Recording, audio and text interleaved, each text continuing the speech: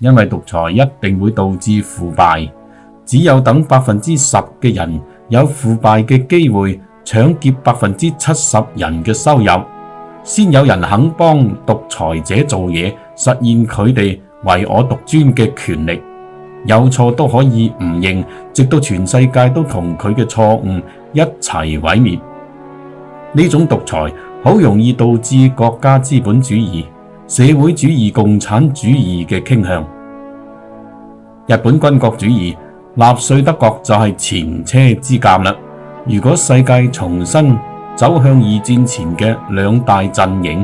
而其中一個陣營已經被獨裁嘅政權控制，被獨裁者控制，呢個陣營嘅所有國家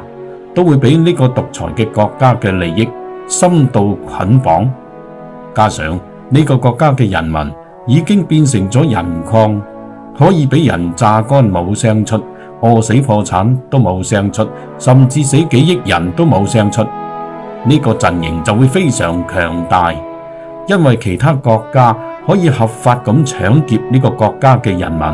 等呢個國家嘅幾億人上戰場犧牲。喺獨裁者嘅幕後操縱下，嗰啲埋堆嘅國家就可以獲得民意嘅支持，話知你將來世界大戰冚家產啦。最緊要我個官位坐得穩啫。呢個就係嗰啲冇遠見嘅外國國家嘅如意算盤。其實佢哋唔係冇遠見，唔係唔知道獨裁必然失敗嘅道理，因為佢哋就同第三世界國家一樣，係嚟揾着數嘅，以後隨時都可以唔認數，最後蝕底嘅係中國人民啫。獨裁者就係一個敗家仔，無限印錢貼呢啲嚟中國揾食嘅鬼佬同外國政府，非洲東南亞嘅窮鬼國家，敗晒中國人民子孫後代幾代人嘅身家，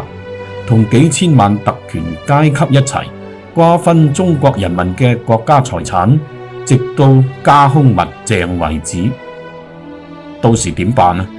只能夠靠打仗嚟解決啦。打你又打唔贏，科技又永遠落後人哋幾十年，除咗靠死人，佢哋仲有乜嘢招數啊？